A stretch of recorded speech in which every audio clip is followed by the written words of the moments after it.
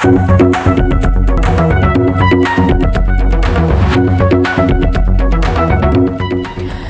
איש מתים מדי שנה בישראל מזיהום אוויר. אחת המזהמות הגדולות ביותר היא המכונית שלנו, אלא שזו לא גזירה משמיים.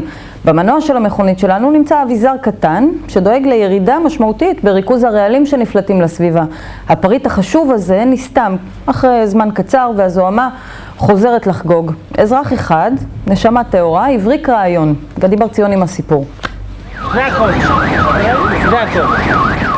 אתם מביטים באדם שבתוך התיק המרופט שלו יש אולי נוסחה לחיסכון של מיליוני שקלים בתקציב המדינה. כבר שנים שהוא מסתובב עם החלקים הקטנים האלה, הוא מנסה לשכנע את כל העולם שהם יחסכו לנו ובגדול. סליחה שאני מותח ביקורת, בארץ לא מלמדים ולא יודעים ושום דבר על אוורור פנימי של מנוע. לכן זה גורם הוצאות דלק גרומות, זיהום אוויר. זו כל התורה שלו על רגל אחת. הנשם הזה שמחובר למנוע נסתם עם הזמן. הנהג המצוי לא יודע בכלל שהחלק הזה קיים ואפשר להחליף אותו. החלטנו לעשות ניסוי.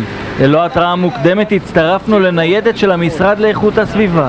חיפשנו רכב שייכשל בבדיקה. מצאנו. הוא חורג עכשיו? כרגע הוא מתקרב ל4%. בוא תחליף את הנשם ונראה. זה עם שלי. שים את החדש. את החדש שלי, בבקשה.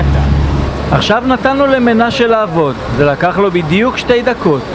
הוא עומד עכשיו על 3.2%. איך אתה מסביר את זה? הנשם כנראה. אולי הנשם. קודם הוא נכשל בטסט. כן. ועכשיו הוא עבר את הטסט. עכשיו הוא עובר.